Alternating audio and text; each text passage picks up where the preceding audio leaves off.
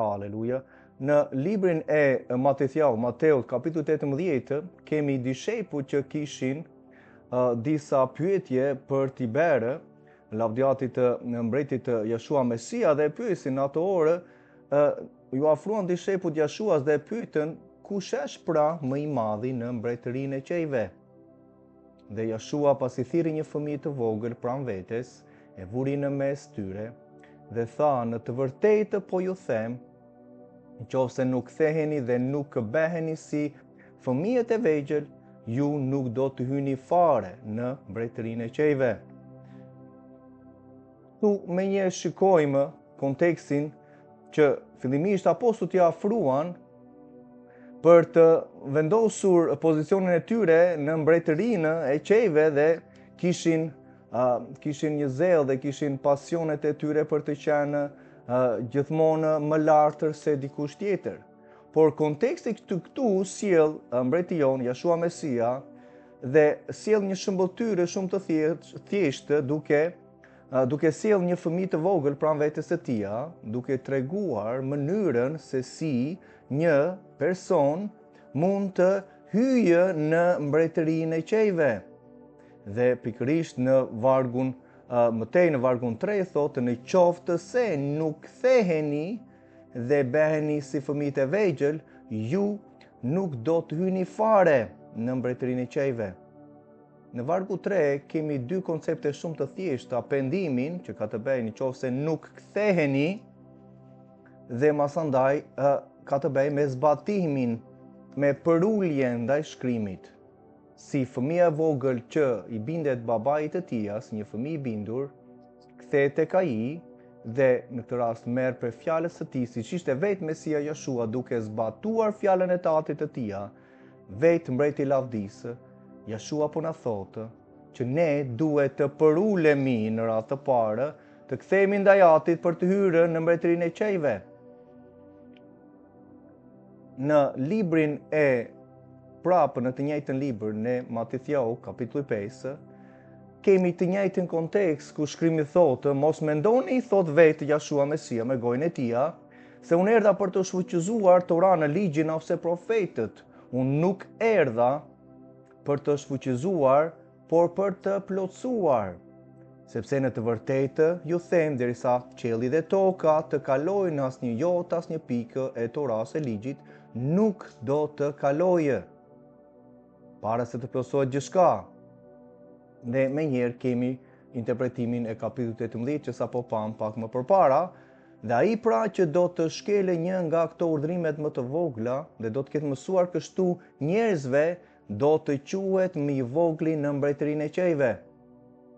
Kurse ai që do t'i verë në praktikë dhe do t'ia mësojë të tjerëve, do të quhet më i madh në mbretërinë e qejve.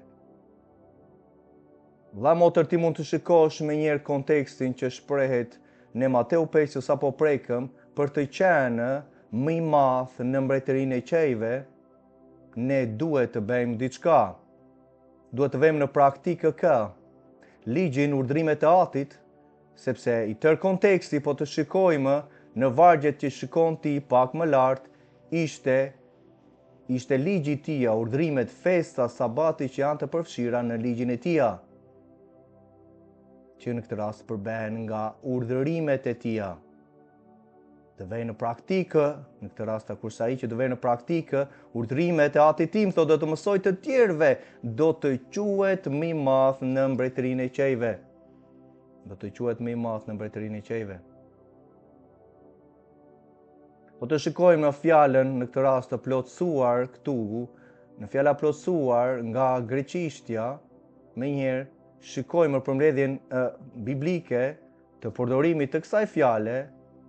Fjala është plero, për të bërë të ditur, për të arritur, për të predikuar, për të predikuar ligjin, në këtë rast që ata vetë kryerët e Këshillit të Sinedrit kishin abuzuar. Prandaj në Marku 7 vjen Mesia dhe i qorton, duke thënë, ju hipokrit, keni lënë urdhrimin e atit për traditat e etërve tuaj, keni shtuar, keni hequr ndaj urdhrime dhe populli tim vuan. Po pikërisht për këtë, në këtë rast, për këtë profeci, për të përmbushur, për të plotësuar, që Ati më dërgoi si dega e Davidit për të ardhur dhe vendosur në këtë rast atë kryepriftërinë e përjetshme. Lavdi emrit të Tij.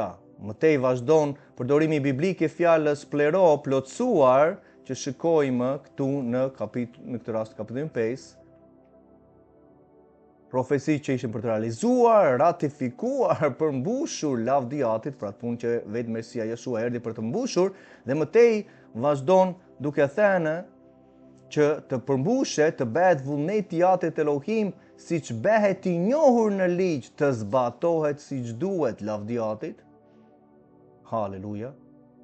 Në Gjoni 14, vargje 23-24, Jeshua ju përgjigj në këtë rast dikujt dhe i tha, nëse do kush më do, duhet të zbatoj fjalën time dhe Ati im do ta doj dhe ne do të vim tek ai dhe do të bëjmë banesën tek ai. Kush nuk më do, nuk e zbaton fjalët e mia. Dhe fjala që po dëgjoni nuk është e imja, tha Mesia Jeshua, por e Atit që më ka dërguar. Fjala që ai fliste ishte e kujt? Ishte Atit të Tij. Tani kur shikojmë në Mateun 5, kur ai thotë që derisa qielli dhe toka të rast të qëndrojnë, asnjë jot, asnjë pikë e ligjit nuk do të kalojë, a mendon se kjo fjalë ishte për vetes së Tij apo ishte për Atit në këtë rast që ai në këtë rast e kishte dërguar? Ishte fjala e Atit Elohim. Ati tonë thotë në fjalë të urta 7:2, ruaj urdhrimet e mia dhe ke për të jetuar. Ruaj mësimet e mia si bebja e syve të tu. Shumë herë ne marrim këtë fjalën për të jetuar, për të patur në këtë rast këto ditët që jemi në tokë, por Ati këtu po shpreh diçka më të thellë, për të jetuar, për të patur jetën e Tij që ishte në birin e Tij, për jetën e përjetshme. Mbasi erdhi në besim, mbasi u vulose me frymën e shenjtë të premtimit, ruaj urdhrimet e mia dhe ke për të jetuar. Ruaj mësimet e mia si bebja e syve të tu, siç neve ruajmë beben e syve tonë që të mos dëmtohet dhe të mos shkaktohet në një dëmtim nga jashtë, e ruajmë në këtë rast. Ati thotë, ruaj urdhrimet e mia, festat e mia biblike në Levitiku 23, Eksodi 12, dhe ke për të jetuar. Pikërisht, Mesia që kishte fjalën e Atit, tha të njëjtin koncept. Në Mateu 19, dikush i afrohet dhe thuaj, mësuesi mirë, çfarë duhet të bëj që të kem çfarë? Të kem jetën e përjetshme. Ç'duhet të bëj që të kem jetën e përjetshme? Dhe ai tha, përse më quani të mirë, askush nuk është i mirë përveç një, të vetmit Elohim. Tani, çfarë duhet të bësh që ti të kesh jetën e përjetshme? Tani, në qoftë se ti don të hysh në jetë, zbato urdhrimet. Dhe mëtej masandaj kemi mburjen e personit që unë i kam mbajtur, të thotë i kam zbatuar që nga rinia, dhe Mesia në këtë rast i adreson çështjet e zemrës së tij, duke e thënë nëse do të jesh i përsosur, sepse nëse do zbatoje ligjin, urdhrimet e Atit që është i përsosur, nuk do vije në këtë rast të më bëje këto pyetje. Por ke diçka që të mungon, sepse në këtë rast thotë ti nuk e do vërtet Atin, por ke disa pasuri të mëdhaja që në këtë rast të kanë zënë në zemrën. Dhe nuk po i shërben Atit, po i shërben Mamonit. Nuk do urdhrimet e Tij, po do në këtë rast atë hapësirën tënde, kënaqësitë. Ato pasuri sjellin, verbazi. Në Luka 10, shkrimi thotë, dhe ja një doktor i ligjit u ngri për ta vinte në provë dhe tha, mësues, çfarë duhet të bëj që të trashëgoj prap? Çfarë duhet të bëj që të trashëgoj jetën e përjetshme? Dhe ai i tha, Mesia Jeshua i tha, çfarë është shkruar në ligj? Menjëherë drejtoi në urdhrimet e Atit. që ligji është kushtetuta e tij, ka brenda urdhërimet, ka sabatin, ka festat biblike, dhe çdo hapësirë, në këtë rast për ecjen në drejtësi, karakterin e Atit të përsosur që mirësia erdhi ta adresojë në zemrat tona. Çfarë është shkruar në ligj, si e lexon, dhe ai duke u përgjigjur tha: "Duaje Jahuen Elohimin tënd me gjithë zemrën, me gjithë shpirtin tënd, me gjithë forcën tënde, me gjithë mendjen tënde, dhe të afërmin si vetja jote." Dhe çfarë po përmend këtu Mesia? Çfarë ishte shkruar në ligjin? Në ligjin e Përtërirë 6 fillon duke zbatuar urdhërimet e Atit që ta duam, dhe kjo është dashuria e vërtetë që masandaj korrespondon me të parën e Gjonit 5:3. Kjo është dashuria e Atit Elohim, që ne të zbatojmë urdhërimet e Tij, dhe urdhërimet e Tij nuk janë të rënda. Kjo është dashuria e vërtetë, ky është besimi i vërtetë. Masandaj vargu 28 thotë, Jashua i tha, u përgjigje drejt: "Vepro kështu dhe do të rosh." Vepro kështu, zbato urdhrimet e Atit dhe do të rosh, ke për të jetuar. Në Gjoni 8:50, në këtë rast 47 deri në 51, kemi të njëjtin koncept që shprehet nga apostulli. Lavdiati thot: "Kush është prej Elohimit, dëgjon fjalët e Elohim." Në këtë rast po fliste Mesia Jashua, dhe po i drejtoshe krerëve, farisinjve të asaj kohe që kishin lënë më njanë festat urdhërimet e Atit. Kush është prej Elohimit, dëgjon fjalët e Elohim, dhe kush është prej Atit Elohim, në këtë rast zbaton urdhërimet e Tij dhe i dëgjon fjalët e Mesias në këtë rast. Mesia që ishte hebre me një emër, në këtë rast hebre, të lindur nga nëna e tij Miriam. Kush është prej Elohimit, dëgjon fjalët e Elohim, prandaj ju nuk dëgjoni se nuk jeni prej Elohim. Dhe normal që krerët e asaj kohe dhe shumë prej izraelitëve mendonin se kishin Atin, duke qenë dhe duke rahur gjoksin që ne e njohim atë, ne e duam atë, por Mesia vjen dhe në këtë rast adreson zemrat e tyre duke thënë që ju nuk jeni të Atit, sepse po ta donit, zbatonit urdhrimet e Tij, festat e Tij biblike, o adhurimin e vërtet që Ati na kërkon se cilit për nesh, sabati që është një shenjë e përjetshme për popullin e Tij. Lavdi emrit të Atit tonë Jahve dhe birit të Tij Jashua Mesias që na dha jetë. Atëherë judejtë ju përgjigjen dhe i thanë: "Kush ishin judejtë?" Këta judejtë ishin ata frymërorit, ata fetarët, që në këtë rast kishin në këtë rast pozicionet e tyre, dhe masandaj vjen dhe adreson shumë hapur në Ezekieli 13 Ati që masandaj thot: "Atë murin që ju keni ndërtuar, ato muret që ju keni ndërtuar, Josuva nuk do mbajë me." Dhe me njerë vjen duke akuzuar Mesian Jashuan, sepse po fliste fjalën, urdhrimet e Atit Elohim. Dhe si që shikojmë në këtë rast në vargu 48 thot: "Atëherë judejtë ju përgjigjen dhe i thanë: Nuk themi me të drejtë se ti një samaritan dhe ke një demon."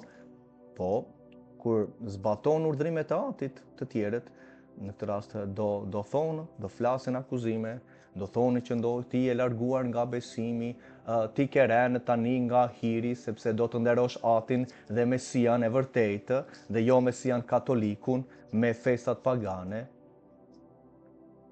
Jashua ju përgjigj që unë s'kam një demon, por nderoj Atin tim. Lavdi emrit të Tij. Ju përkundrazi më çnderoni, sepse thoni me buzë, thoni me goje që ju më doni, besoni që unë u ringjalla në ditën e tretë, por çfarë po praktikon? Çfarë po zbaton? Po zbaton festat që unë mbajta, thotë Mesia Jashua, po zbaton sabatin që unë mbajta për 33 vjet pa e shkelur, sepse mëkati është shkelja e ligjit? Por jo sepse më kanë mësuar pastori tim, më ka mësuar teologjia, më ka mësuar Papa Gregori, më ka mësuar Papa Konstantini në 300 që na ndryshoi nga sabati e beri ditën e parë të javës. Unë s'kam një demon, po nderoj Atin tim, ju kur përkundrazi më çnderoni në të vërtetë, dhe kur Mesia thot të dy herë në të vërtet thot, jo vetëm një vesh, por veshin tjetër, në këtë rast do ta mbash hapur, të dy në këtë rast thot. Dhe shumë herë përmend mirë ju thot dhe përmend ne Mateu 23, çfarë ndodh për ata që në këtë rast të shtrembërojnë shkrimin e tij. Të vërtet, po ju them se ai që zbaton fjalën time nuk do të shoh kurrë vdekjen për jetë. Të njëjtin kontekst në këtë rast të kapitullit 18 që pam në fillim, që përdori shëmbëtyrën e fëmijës për të përulur ndaj urdhrimeve, ndaj fjalës së Atit që ai erdhi të fliste.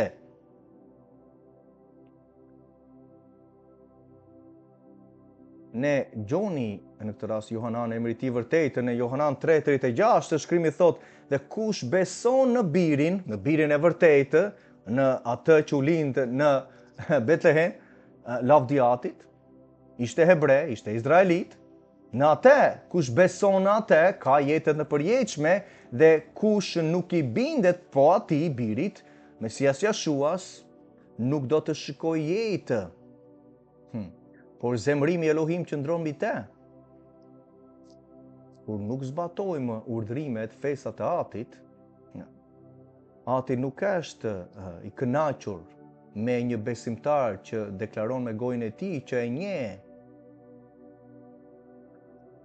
Karakteri i apostujve shikojmë apostujt e vërtetë dhe jo apostujt në këtë rast që jam munduar ti bëjnë grek, apo italian, apo katolik, ortodoks, apo të denominacioneve të ndryshme. Shkrimi flet për apostujt që ishin hebrej dhe vetë apostulli Jakovi thot, pra hiqni çdo ndyrësi dhe mbeturinë në ligësie, pranoni me butësi fjalën e mbjellën në ju, cilën fjalë. Mëtej shpjegon shkrimi dhe nëse lejojmë shkrimin të interpretoj shkrimin, do marrim urtësinë në këtë rast që është ajo fjalë, është në gjendje të na shpëtojë shpirtrat tonë. Dhe behuni berës të fjalës dhe jo vetëm dëgjues të kujt fjale edhe njerë, që gënjen veten sepse nëse dikush është dëgjuesi fjalës dhe jo berës, ai i përngjan një njeriu që shikon fytyrën e tij natyrale në pasqyrë dhe shikon veten dhe pastaj ikën duke harruar me njerëz si ishte. Fjalën që nuk dëgjohet, që nuk zbatohet, është vetëm dëgjues, por në këtë rast nuk e zbatues dhe ai gënjen veten. Ndërsa dhe po të shikosh, menjëherë kemi kontekstin që shprehet në kundërshtim të çdo hapësire që në këtë rast vetë apostulli tha në vargjet e para, është e kundërta.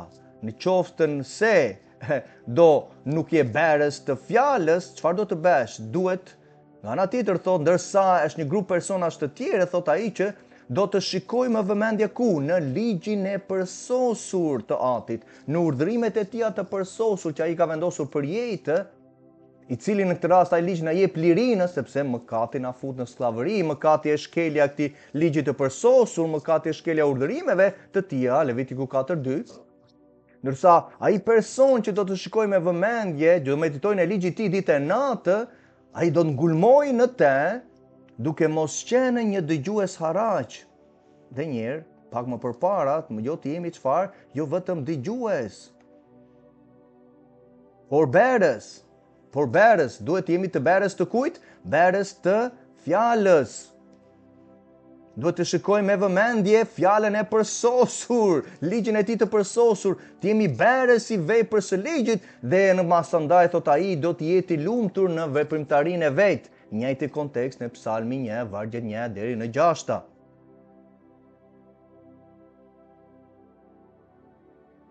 Vazhdojmë duke shprehur karakterin e apostujve në asamblenë e rafinuar, që në këtë rast Ati nxorri apostujt e tij nga judaizmi, nga skemat fetare, nga traditat e njerëzve për të rafinuar, për të predikuar urdhrimet e tij dhe besimin tek Jashua Mesia. Dhe këtu kemi Jakovin që flet me apostullin Shaul, Palin që themi, dhe kur ai arriti në Jeruzalem, vëllezërit e pritën me gëzim dhe të nesërmen Shauli u përpoq, në këtë rast u tërhoq me ne thot tek Jakovi kur erdhe me të gjithë pleqtë. Pasi përshëndeti, Shauli u tregoi atyre për një të gjitha që në këtë rast Zoti, mjeshtri Jashua Mesia thot kishte bere ndër jo hebrejnë me anë të shërbesës së tij. Dhe ata kur e dëgjuan këtë, përlavdëruan Elohim dhe i than Shaulit, vëlla, ti po e sheh sa mira judejnë kanë besuar tek Mesia Jeshua. Dhe të gjithë i përmbahen me zell ligjit. Ja ku kemi karakterin e apostujve të asamblesë së rafinuar, në këtë rast mbas ringjalljes së Mesias, që kemi vëllezër që ishin mira judejnë që kishin besuar dhe ata i përmbaheshin me zell urdhrimeve, ligjit të Atit, fesave të tija, siç mbanin apostujt. Tani ata morën vesh sot, në këtë rast për apostullin Shaul Palin, që kishin marrë vesh kush? Ata që nuk besonin tek Mesia, një grup personash, farisejnë të kultet e tyre. Ata morën vesh se ti mëson të gjithë judejnë të që jetojnë në mbis jo hebrejnë të shkëputen nga Moshe, nga Mojsiu, të shkëputen nga ligji. Gjë që thot apostulli Jakov, ti nuk e ke berë vëlla, por ata nuk besojnë tek Mesia sepse kanë traditat e tyre, pikërisht ishin të zemruar me mbretin tonë, Jeshua Mesian, dhe janë të zemruar dhe me ne tani. Normal që do ngrihen dhe kundra nesh, i thot Jakovi vllait të tij Shaulit. Duke thënë, thotë që kanë dëgjuar, duke thënë që në këtë rast ti gjoja sikur duke thënë që të mos i rrethpresnin djemtë dhe të mos ndjekin me zakonet. Këto gjëra vëlla ti nuk i ke bërë ndonjëherë. Por atëre çfarë duhet të bëhet? Duhet me patjetër thotë që populli do mblidhet dhe do marrin vesh që ti ke ardhur. Vargu 23, beje pra. Çfarë duhet të bënte? Këtë që të themi, në këtë rast ishim mbledhur Jakovi me pleqtë e asamblesë të kishës së atëshme. Ne kemi 4 burra që kanë bërë një premtim solem, që ishte premtimi solem, që ata në këtë rast duhet të ruanin kokën, ishte premtimi i Nazareut, që duhet të çonin sakrificën në tempull kur ishte akoma, dhe apostulli Shaul Pali çovi sakrificën e tij për të treguar që unë zbatoj ligjin dhe për të pastruar sipas numrave 6 lavdiantit. Ndoshta kjo është shok për dikë. Meri dhe pastrohu me ta. Si? Dhe paguaj në këtë rast thot për që të ruajnë kokën. Paguaj sakrificën dhe për këta 4 burra, dhe dim që apostulli Shaul masandaj u kap ku? Në tempull. Se vajti të në këtë rast të bente betimin, dhe betimi sipas urdhrimeve të Atit, ligji i tij është i përjetshëm, të kërkon që të çohet në këtë rast një sakrificë në tempull për pastrimin e tij, për dedikimin e tij që ai do bente, ishte një betim, betimi i Nazareut në numrat 6. Kështu, çfarë të gjithë do mësojnë se s'janë gjë ato që kanë dëgjuar për ty. S'janë gjë çfarë që kanë dëgjuar për ty, që në këtë rast ti po i mëson këto gjëra, në këtë rast që ti nuk ke bërë ndonjëherë. Këto gjëra që ata kanë dëgjuar do të mësojnë që nuk janë gjë në këtë rast ato që kanë dëgjuar për ty, por se ti ecën bindur ndaj ligjit, ndaj urdhrimeve, ndaj festave të Atit. Biles, pasandaj shikojmë ne kapitulli 22 ku ai deklaron që unë besoj tek ligji, në këtë rast e zbatoj dhe besoj çfarë është shkruar në te, nuk e anulloj, siç në këtë rast teologjisë vendësuese ka ndodhur gjatë viteve që denominacionet sot të mbajnë kundra Atit, dhe është vërtet shqetësuese. Po të shikosh në veprat 22:12 kemi Anania që ishte personi, dishepulli i Mesias Jashuas që vizitoi për të shkuar tek apostulli Shaul Pali duke vënë duart e tij për të marrë shikimin, mbasi në këtë rast lavdia e Mesia Jashuas e verboi në rrugën për Damaskus pikërisht apostullin që ishte një farise. Dhe këtë beri Ati me ta, i nxori nga traditat, nga judaizmi, nga kultet e tyre, që të në këtë rast të tregonin, të mësonin ligjin kombeve, duke masandaj shprehur beslidhjen, Mesian, profesitë, që ai në këtë rast erdhi u ringjall në ditën e 3, dhe tani në këtë rast mund të jeni pjesësh, na thotë Efesianët 2, nga 2 popull na bëri një, gjaku i tij në këtë rast na bëri një, Izraelin dhe neve të vërtetët, siç pam pak më përpara, që kishin mira judenj, kishin besuar dhe ecnin me zell ndaj ligjit të Atit, por kjo për dikë nuk qëndron sepse ne nuk besojmë me në shkrimi, Dhe vazhdojmë të kemi mendjen mishore që nuk i nështrohet ligjit, dhe unë të inkurajoj që në këtë rast të largohesh prej mësimeve të tilla dhe të besosh shkrimin, sepse Ati nuk ka ndryshuar mendjen e tia, në fillim tha që ishte e përjetshëm, masandaj erdhi biri i tia dhe ndryshoi çdo gjë. Ku janë shkruar këto gjëra? Në asnjë vend të shkrimit, por janë shkruar në mendjen e dikujt, masandaj që kanë mësuar të tjerë, dhe kjo është vërtet shqetësuese. Prandaj dhe shkrimi thot mos u bëni shumë mësues, sepse do të gjykoheni me ashpër në atë ditë. Prandaj secili prej nesh duhet të rishikojë rrugën e tij dhe secili prej nesh që në këtë rast është në një pozicion drejtimi, pak apo shumë dele që kanë, të riekzaminojmë veten tonë nëse jemi në besimin e vërtetë. Anania që ishte njeri devotshëm sipas ligjit, dhe më njëherë shikojmë karakterin e tij që ai ishte devotshëm sipas ligjit dhe kishte një dëshmi të mirë midis gjithë judenjve që banonin aty. Dhe sa shkrime duhet të sjellim, Romakë 3:31, Mateo 5 pak më përpara, të gjitha këto shkrime dëshmojnë në këtë rast karakterin që ne duhet të kemi sjelljen tonë si ai fëmia i vogël për t'i përulur ligjit të përsosur të Atit, dhe shumë herë dëgjojmë shkrimin të jemi të përsosur, siç ai është përsosur, siç Ati Elohim është i përsosur, por ne masandaj gjejmë përsoshmërinë në këtë rast falso të rreme në dikush tjetër. Dëgjojmë në këtë rast mësime dhe mësues të rremë. Urdhrimet e tia, lavdiati, çfarë janë? Një doktrinë e mirë. Ati vetë në këtë rast po na shpreh në shkrimin e tij duke thënë që dëgjoni o bij mësimet e një Ati dhe trugoni kujdes të mësoni të gjykoni, si do gjykoni nëpërmjet urdhrimeve të mia, nëpërmjet doktrinës së mirë të shëndoshë, thot, dhe unë po ju jap një doktrinë të mirë. Çfarë duhet të bëjmë neve? Të mos e braktisim ligjin e tij. Të mos e braktisim ligjin e tij. Sepse ai ligj në këtë rast, çfarë do bëje? Duke ruajtur fjalët e tij, fjalën e tij të përsosur, ligjin e tij të përsosur, urdhërimet e tij, do të jetosh. Do të jetosh, i njëjti koncept që Mesia shprehu në Mateo 19, në Luka 10, duke mbajtur urdhrimet e Atit, do të jetojmë për jetë.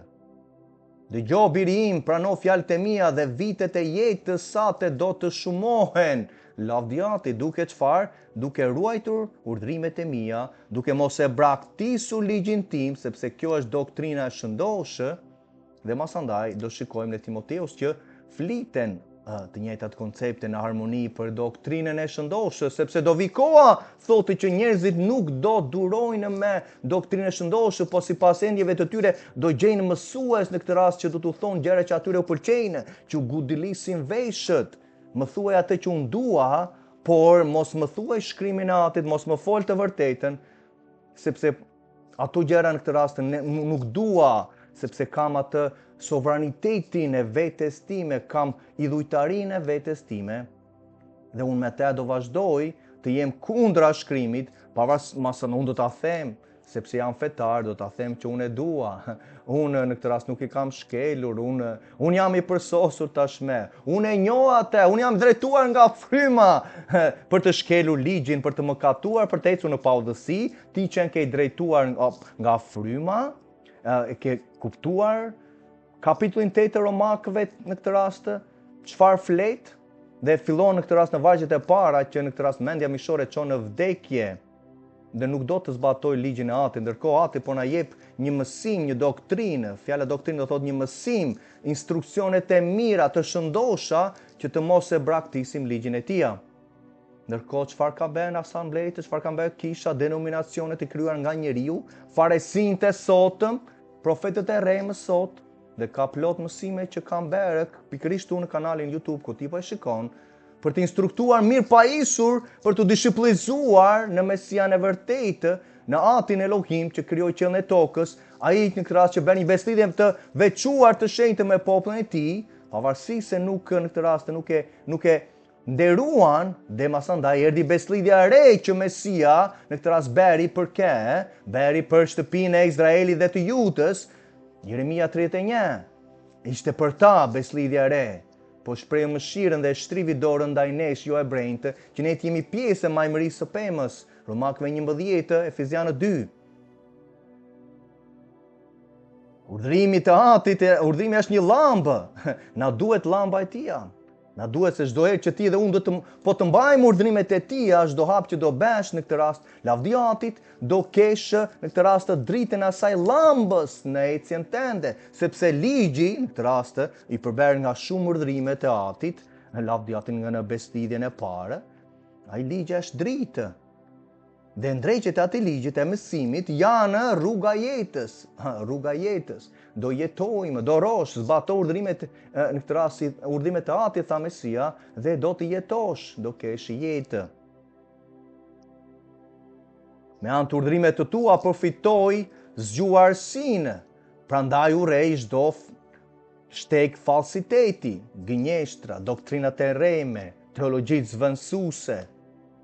Mbajnë festat pagane, kalendarin të Papa Gregorit të 1580-s, me dekretet dhe me kridet, dekretet e Konstantinit dhe të sekteve katolike ortodokse dhe reformistëve masandaj që rafinuan në këtë rast dhe hodhën atë llaçin për sipra, që nuk mban me, ka vite që nuk mban me. Shpresoj që ti të dalësh prej tyre, të nderosh atin tënd, se ka pasoja vëlla motër. Me anë të urdhrimet të tua përfitoj zgjuarsinë. Ndërkohë sot pastori thotë që ligji, urdhrimet e Tij nuk janë për ne. Tani ne kemi një atë tjetër që në këtë rast që në 300-ën dhe përtej në këtë rast na drejtuan në një vend që nuk është ai që nuk kemi të bëjmë me judejtë. Kjo është vërtet alarmuese. Ndërkohë Ati thotë që ligji tim thotë mund të të japi zgjuarsinë. Urdhrimet e mia, thot Ati, në këtë rast do ti do përfitosh zgjuarsinë tënde, në ecjen tënde. Fjala e Atit në këtë rast që ishte ligji në Psalmin 119, dhe unë t'inkurajoj ta lexosh një herë në jetën tënde. Ligji i Tij, fjala e Tij thotë është një llambë në këmbën time dhe një dritë në shtegun tim. Është një dritë, ligji i Tij po është një dritë. Lavdi emrit të Tij. Ligji i Tij është i vërtetë sepse drejtësia e Tij është një drejtësi e përjetshme dhe të gjitha urdhrimet e Tij janë të vërteta. Ndërkohë sot pastori mesëm thotë që ligji i Tij në këtë rast është i vërtetë, është i përjetshëm, jo. Ai thotë që tani nuk është i mirë, i drejtë, i shenjtë ai ligj, ne nuk na duhet. Tani unë di si të eci. Tani unë kam mënyrën time dhe mos mo afro me mësime të tilla që ti do të nderosh, zbatosh urdhrimet të Atit që Mesia praktikoi, sepse unë kam Mesian time që në këtë rast e mbaj fort atë katolik ortodoksin që më kanë dhënë në denominacionet. Pavarësisht çfarë thot shkrimi, që ligji i Tij është i vërtetë, Ati ka vendosur për jetë, dhe shikon në vargun në 152, të njëjtin kontekst, të cilat i ke vendosur për jetë, thot urdhrimet që janë pjesë e ligjit. Ligji është një fjalë, kushtetuta, Toraja e Tij është kushtetuta e Atit, karakteri i Tij përsosur, ecja e Tij në këtë rast e drejtë, e mirë, e drejtë, e shenjtë. Po, lavdiati, sepse pikërisht apostulli na këshillon të njëjtën gjë. Që ligji i Tij është i shenjtë, urdhrimi është i shenjtë, i drejtë dhe i mirë. Ndërkohë sot dikush thotë që nuk është më i veçuar, i shenjtë, i lënë minjanë për ecjen tonë. Jo, nuk është i shenjtë në këtë rast, është i ndotur. Urdhrimi është i veçuar, i shenjtë, i drejtë, jo, nuk janë më të drejta në këtë rast. Urdhrimet e Atit tashmë ato janë të shtrembruara, nuk janë më të drejta. Ndërkohë shkrimi thotë që ligji i Tij është i mirë. E para Timoteut të njëjtën koncept shpreh, mos gaboj. Por tani sot neve çfarë kemi thënë? Kemi thënë që ligji i Tij është në këtë rast është i keq. Ishte vetëm për ata, unë kam një atë tjetër, kam një Mesia tjetër që më kanë thënë. Ndërkohë çfarë festa praktikoi ai për 33 vjet? Mbajti sabatin, Pashkën, festat e Atit, bukën pa maja, frutat e para, lavdiatit, Pentakostin e vërtetë, festën e burive, ditën e shlyerjes, festën e kasollëve tabernakuve dhe ditën e 8 e kuvendit madhështor. To ishin festat që Mesia jot, Jashua, Krishti, tent, mbajti për 33 vjet duke na lënë një shembull në këtë rast që ne të ecim siç ai eci. Çfarë fjale në këtë rast të kishte këtu në këtë kohë Mesia Jashua që thot në këtë rast veçoi për apostujt në këtë rast po fliste që veçoi shenjtërojnë të vërtetën tënde. Fjala jote është e vërtetë, thoshte Mesia në këtë rast në Gjoni 17:17, po fliste për apostujt para se të largoheshe. Veçoi në këtë rast apostujt me të vërtetën tënde, sepse fjala jote është e vërtetë. Çfarë fjale kishte Mesia këtu që akoma nuk kishte filluar në këtë rast? Po kishte filluar disi, por nuk kishte përfunduar në këtë rast beslidhja e re e shkruar, dhjata e re. Po i thoshte në këtë rast, po i luteshe Atit për fjalën e tia që ai kishte që praktikonte, ligjin e tia, sepse ligji i tij është i vërtetë. Fjala jote është e vërteta. Lavdi Atit. Dhe me anë të urdhërimeve ne veçohemi. Me anë të urdhërimeve të tia, ligji i tij është i vërtetë, përfitojmë zgjuarsinë, lavdi Atit, sepse duke ecur në ligjin e tij të shenjtë të veçuar, masandaj dita ditës, ti veçohesh sa më shumë në të mirën tënde të mundshme ngulmon në atë ligjin e përsosur. Dhe çfarë thot shkrimi më tej, thotë vetë Davidi thotë kam mbrojtur fjalën tënde ligjin e tij, urdhrimet e tij në Psalmin 119. E kam mbrojtur në këtë rast ligjin tënd, fjalën tënde në zemrën time që të mos më katoj, të veçohem, thotë kështu nuk më katoj kundra teje. Kështu jam i veçuar për ty. Lavdi emrit të tij. Si mund të bëhet, thotë njëri, si mundet njëri të bëj rrugën e tij të pastër? Si mund të veçohet, si mund ta bëj rrugën e tij të pastër? Duke ruajtur fjalën tënde, cilën fjalën e Psalmin 118 është ligji i tij. Është ligji i tij, sepse që në vargun e parë thotë lum ata që ecin me ligjin tënd, thotë lum ata që ecin me ligjin tënd, që në vargu i parë i të njëjti Psalm 119.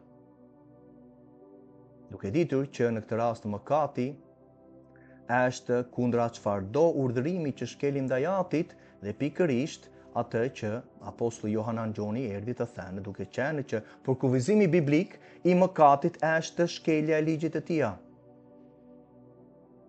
Të njëjtën koncept që në këtë rast kishte folur dhe apostulli Johanan Gjoni e dinte këtë. Ishte mësuar, pavarësisht se ishin të ndotur, siç thash pak më përpara, nga mësimet e farisejve, sepse në ata ambient ishin, ajo në këtë rast kryesi ishte në atë kohë në tempull që në këtë rast të mësoheshin, prandaj erdhi në këtë rast qortimi dhe rafinimi, lavdi Atit nga Mesia Jashua për të thënë që ju keni harruar urdhrimet e Atit për traditat e etërve tuaj. Duke ditur që çdo paudhësi është mëkat apo jo, a nuk jemi në dini të disa vargjeve që deklaron Mesia? Ne, Mateu 7, kemi bërë shenja mrekulli, kemi bërë shumë gjëra, kemi shkuar në për shumë vende, kemi bërë shumë gjëra për ty, dëbuar, shëruar në emrin tënd. Largoni prej meje ju që kryeni çfarë? Paudhësi. E ke menduar ndonjëherë vëlla motër? Do thot paudhësia shkelja në këtë rast e ligjit të tij është mëkati i vazhdueshëm. Mëkati i vazhdueshëm, prandaj pikërisht që në fillim mora vargun në Mateu 18 për të thënë në këtë rast që ne çfarë duhet të përulemi ndaj urdhrimeve të Atit, të mos i shkelim ligjin e tij, sepse ligji i tij masandaj do sjellë zemërimin dhe do vi kundra nesh, sepse Ati në këtë rast e ka vendosur për jetë dhe është karakteri i tij, dhe kush e shkel karakterin e tij ka pasoja, do gjykohet vëlla motër, dhe pikërisht thot nëse ju nuk ktheheni dhe bëheni si fëmijët e vegjël, dhe po i thoshte popullit të tij, për delet e umbra të Izraelit që në këtë rast ishin të infektuara nga sektet në këtë rast judaizmi apo saducejt apo tërë këshilli Sinedri që ishin 72 në tempull, nëse nuk ktheheni dhe në këtë rast bëheni si fëmijët e vegjël për të zbatuar urdhrimet e Atit tim, tha Mesia, nuk do të hyni fare në mbretërinë e qejve. se në këtë rast ju po vazhdoni të kryeni pa udhësi, që ajo pa udhësi është mëkat, që mos dëgjoni ato fjalë, ju largoni prej meje, që ju që kryeni pa udhësi. Po ta shikosh në ekran vetë Jashua Mesia na drejtoi gjithmonë që neve, nëse kemi një zemër dhe duam Atin, të zbatojmë ligjin e Tij, urdhrimet e Tij, të Atit Elohim. Duke thënë Mateu 23 thotë, dhe u tha dishepujve të vetë, duke thënë që skribët dhe farisejt që janë atje, është një çështje tjetër, ishte korruptuar, por gjithsesi tha, ata janë ulur mbi katedrën e Mojsiut. Në këtë rast po ju predikojnë ligjin e Mojsiut që Ati i dha. Çfarë tha Mesia? Zbatoni dhe bëni gjithçka, në këtë rast që ju thonë të zbatoni. Dhe ja ku vjen në këtë rast shkrimi, menjëherë që Mesia na drejton, si në Mateu 4:4, që të jetojnë nëpërmjet urdhrimeve të Atit, me fjalës që del nga goja e Tij, që na drejtoi, që ishte shkruar ku? Në Ligji për 33, të njëjtën kontekst, që kur ju dëgjoni skribët dhe farisejtës, që ata në këtë rast ishin frymërorë, në këtë rast lexonin ligjin e Mojsiut, në atë katedrën, në atë fronin që ishin ulur, thotë ju zbatoni dhe bëni gjithçka që ata ju thonë të zbatojnë. Por, thotë, jashtë masandaj tempullit, mos bëni siç bëjnë ata. Sepse ata thonë me buzë, thonë me gojë, po zemra e tyre është largë, sepse frutet e tyre dëshmojnë të kundërtën. Sepse në këtë rast ata çfarë duan? Duan masandaj që të duken nga njerëzit, të zgjerojnë filantritë dhe thekët e tyre, duan kreun e vendit, duan vendet më të mira, pozicionet gostitë, të ngrenë të pirën, vendet e para, në këtë rast në përkisha, në për sinagoga, thotë, si dhe përshëndetjet dhe lajket në këtë rast dhe çdo pëlqim dhe egzaltim nga njeriu në përsheshe dhe duan që të quhen mësues rabi. Por këta, thot Mesia, janë mësues, janë të zgjedhur rabin nga njerëzit.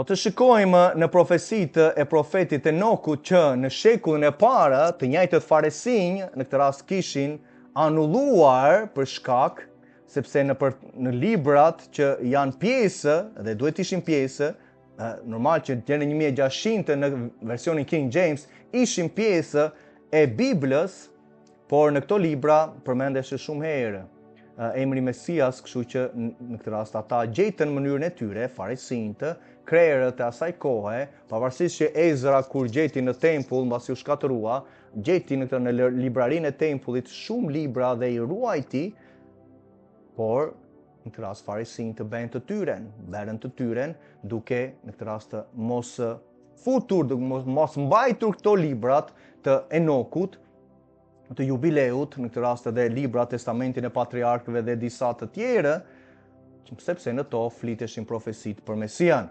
Dhe le të shikojmë disa për profesive të tij, dhe në këtë rast profeti Enoku, që ishte në këtë rast i treti nga Adami, para Noasë, dhe atje pashi një, thotë Enoku, që ishte një si kreu i ditëve, dhe koka e tij ishte e bardhë si leshi. Këtu vëlla motër po flet për Atin, për fronin e tij.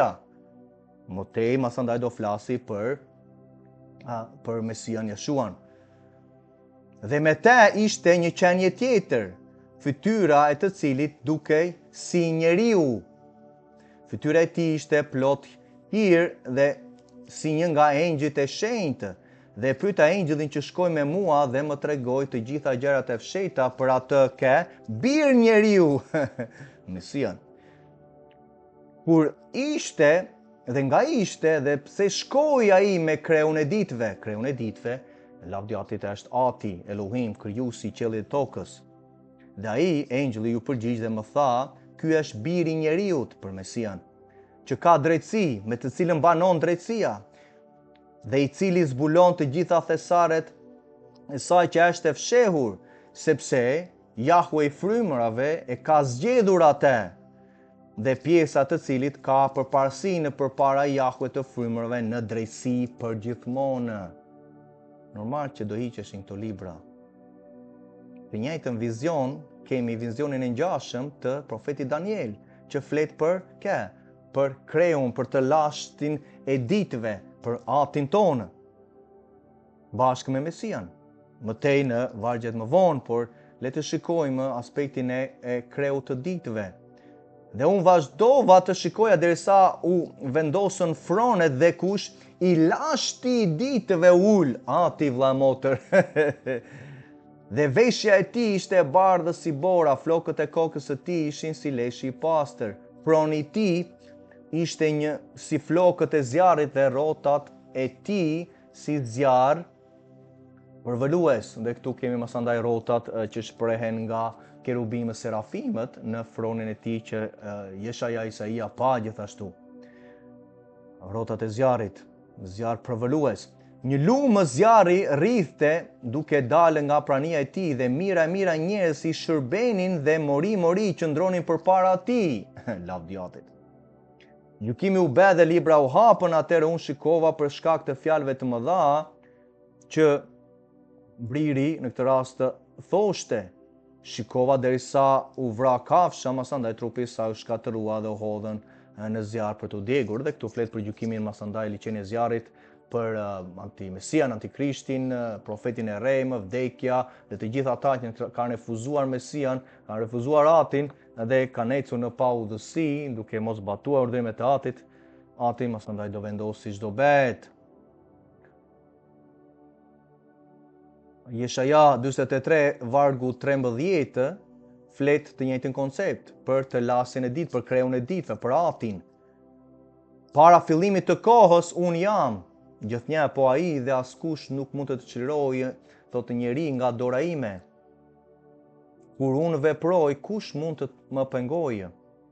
Kush ishte para fillimit të kohës, kreu në këtë rast i ditëve, i lashtëvi i ditëve, lavdjatit.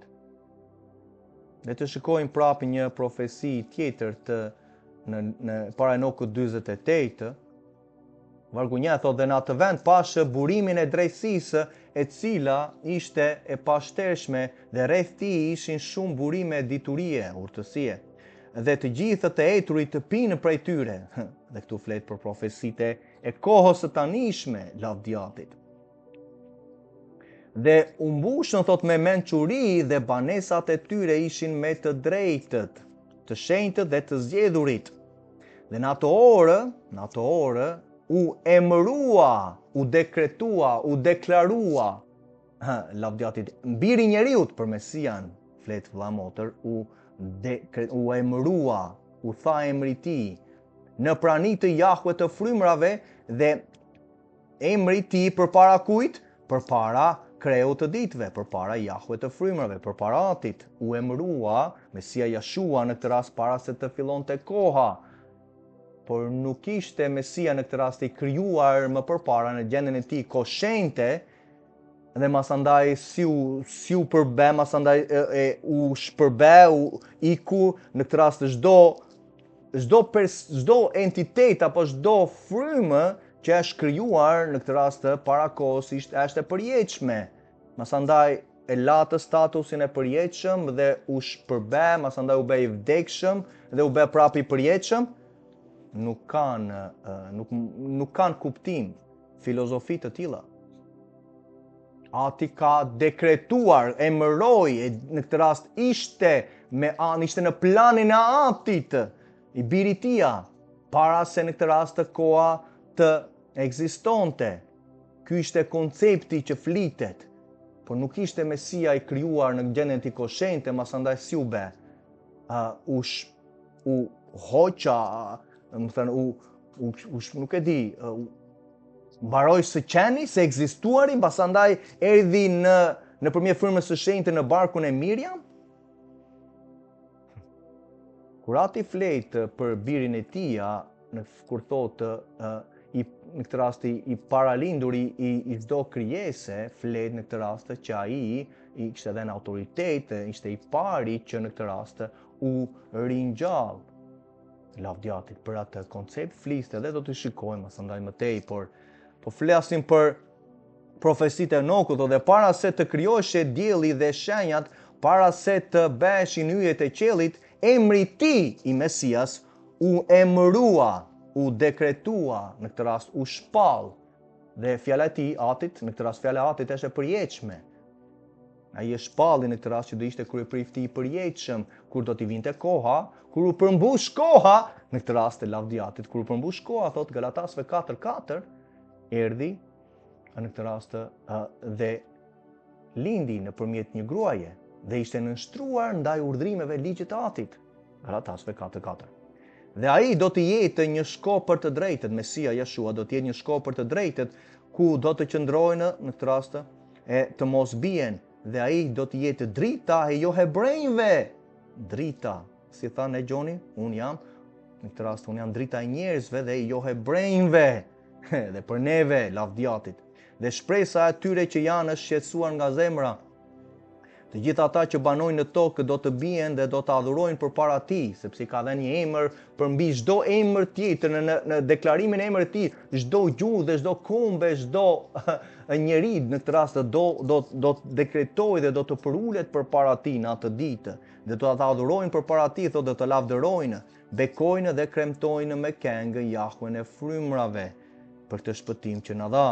Dhe për këtë arsye ai u zgjodh dhe u fsheh përpara tij, para krijimit të botës dhe për gjithmonë. Lavdiatit.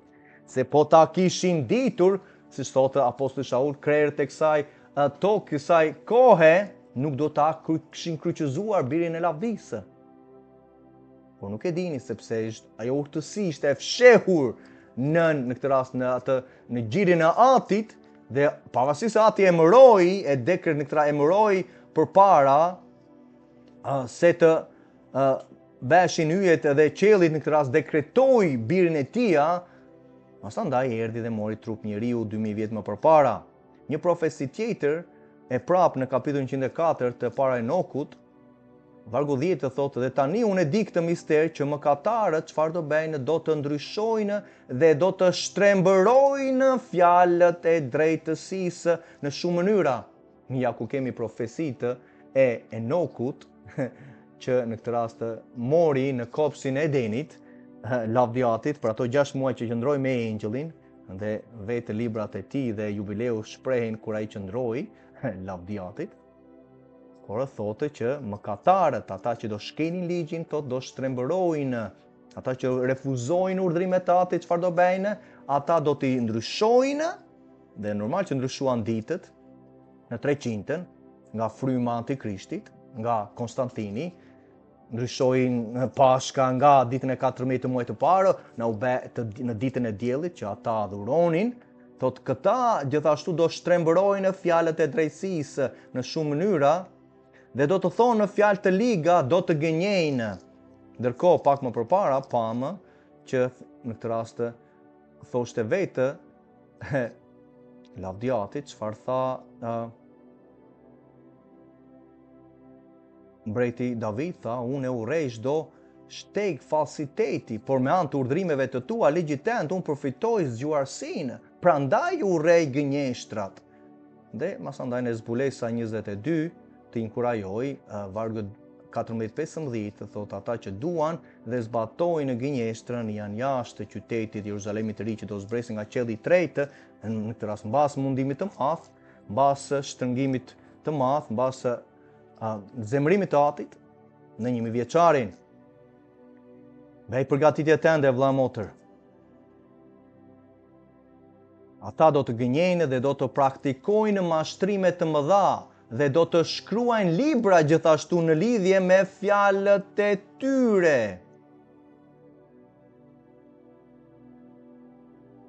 Profecia hapur azi për kohë që po jetojmë. Por kur ata shkruajnë me vërtesi të gjitha fjalët e mia në gjuhët e tyre dhe nuk ndryshojnë ose pakësojnë fjalët e mia, por i shkruajnë të gjitha me vërtetësi, të gjitha ato që dëshmova në fillim për ta.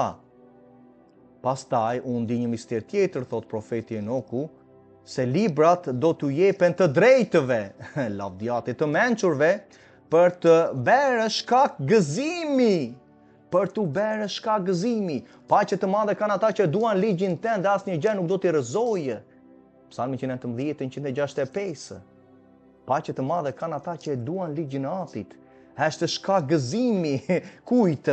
Librat e drejtësisë, po flisnim për fjalët e drejtësisë pak më përpara, që shumë do t'i shtrembëronin dhe do të ndryshonin dhe biles do bënin dhe libra dhe kemi sot plot libra që janë shkruar kundra teologjive zvendësuese, kisha zvendësovi Izraelin, janë ligjet morale, ceremoniale dhe të tjera këto thenje që nuk gjenden në shkrimin, ndërkohë ligji i tij është moral, i tëri lavdiatit, por njeriu ka bërë mënyra dhe ka shkruar, do të shkruajnë libra në lidhje me fjalët e tyre, me doktrinat shtrembëruese të tyre. Por ata që në këtë rast e duan ligjin e tij, do jetë shkak gëzimi, ndeshmërie dhe shumë mençurie. Dhe atyre do t'u jepen librat, do t'u besojnë atyre, do t'i besojnë ligjit e lavdiatit dhe do të gëzohen me ta. Ndërkohë pak më përpara kemi Mesian që u profetizua që do ishte çfarë? Drita e jo hebrejve. Ai do t'i jetë drita e jo hebrejve. Atyre do të jepen libra dhe do të besojnë atyre, do të gëzohen me ta, do të gëzohen. Dhe pastaj do të shpërblehen të gjithë të devotshmit që kanë mësuar prej tyre të gjitha rrugët e drejta. Ligji i është i drejtë, lavdimrit të tij. Çfarë tha Mesia, vëlla motër? Për çfarë na drejtoi në Mateu 4? Ku ishte shkruar? Si mund ta mposhtim të ligun? Si mund ta refuzojmë gënjeshtrat e tija? Çfarë duhet të bëjmë? Ku ishte shkruar, vëlla motër? Është shkruar që njeriu nuk ron vetëm me bukë, por me çdo fjalë që del nga goja e Elohim. Ku ishte shkruar? E ke bërë pyetje ndonjëherë ku ishte shkruar? Ishte shkruar në ligjin e përtërirë, që në këtë rast ati me ta i beli që të ulin kokën, të provonin urinë, pastaj u sheh me mana që ata nuk i dinin dhe as etrit e tu që s'kishin njohur kurrë, thot, me qëllim që ti dhe unë të kuptojmë që njeriu nuk ron vetëm me bukë, por me çdo fjalë që del nga goja e Jahve. Ja ku ishte shkruar. Ishte shkruar në ligjin e tij të përtërirë, që Mesia po citonte në Mateu 4. Dhe të themi që unë nuk do të kem të bëj me sabatin e tia, të themi që unë nuk do të kem të bëj me urdhrimet e tia, me festat e tia, nuk ke Mesian e vërtetë, vëlla motër. Më vjen keq, por ke marrë një Mesia që në këtë apostujt nuk kanë folur. Vetë goja e tij në këtë rast thotë çfarë duhet këtu, akoma nuk ka filluar shërbesin e tij, mbasi u pagëzua, është në shkretëtirë për 40 ditë. Dhe masandaj vijnë 3 tundime testime që Satani i beri. Dhe po na thotë që në këtë rast neve duhet të rrojmë me çdo fjalë, ne duhet të rrojmë, duhet të jetë karakteri tonë, duhet të jetë prioriteti tonë, që të rrojmë me urdhrimet, me festat e tija, të bëjmë përgatitjen tonë, të zbatojmë ato, të nderojmë atin në adhurimin e vërtetë, duke na veçuar nga kombet, duke na veçuar nga Babilonia, të mos ecim në paudhësi, sepse paudhësia është mëkat.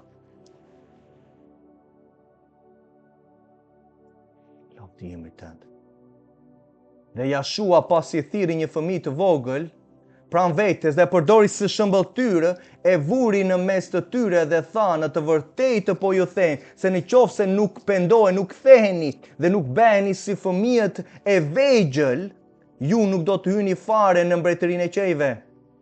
Nëse nuk zbatoni urdhrimet e Atit, vëlla motër, tani që jeni besim që të futi në këtë rast, në besim tek Jashua Mesia.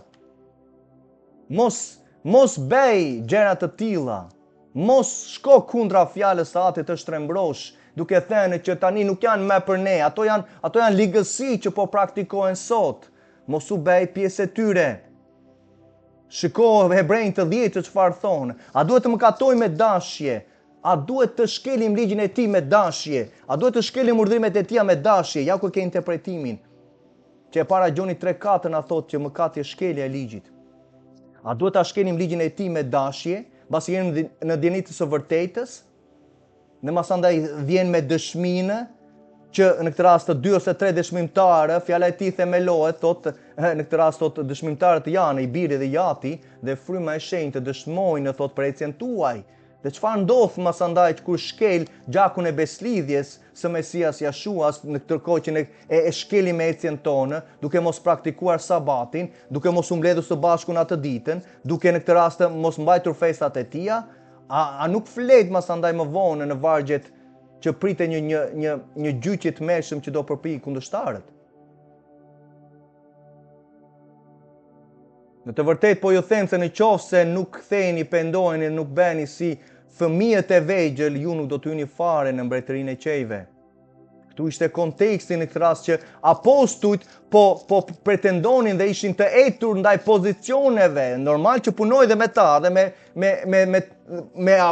pjedë, me kefën, me të gjitha ata punoj, sepse erdhi e jema e apostullit Johanan Gjonit dhe që ishin bijtë e Zebedeut, apo jo, me gjithë Jakovin, që ishin vëllezër të Gjakut, apo jo, që të vendosëshin të majtën e të djathtën, i tha jema, shkoj përpara Mesias, vendosi bijtë e mi në njerin e të majtën e të djathtën, dhe i tha Mesia që ajo gjë nuk është edhe nga mua, por është në këtë rast, është ati që vendos për ato gjëra, dhe masandaj solli përgjegjësinë që ne duhet të kemi ndaj urdhrimeve të atit, të mos pretendojmë për vende të mira, për pozicione, por Mesia gjithmonë ka adresuar çështjen e të shkruarit emrit tonë në qiell, vëlla e motër. Bëj që emri tënd të qëndrojë atje lart në qiell, me ecjen tënde, me zbatimin e urdhrimeve të tija, duke u kthyer, duke u penduar, si fëmia i vogël me një zemër të përulur, dashuria e vërtetë, besimi i vërtetë në urdhrimet e Atit, duke zbatuar fjalën e Tij, të ngulmojmë në linjën e Tij të përsosur, që na jep liri dhe në mbajtjen e Tij ka shpërblim. Prandaj thotë në Zbulesa 22, që të kemi të drejtën për të hyrë në portat e lavdisë në qytetin e ri, Jeruzalemin e ri që po vjen për të ngrënë nga pema e jetës. Kjo ishte çfarë kisha në zemër, vëlla motë. Shpresoj që të ketë bekuar ecjen tënde. Merre me përgjegjësi. Merre me përgjegjësi ecjen dhe mos dëgjohet në këtë rast mësime të reme. Për lavdi të tia, Ulger Spahi nga Zeri Mesias, do ri dëgjojmë sërish. Haleluja.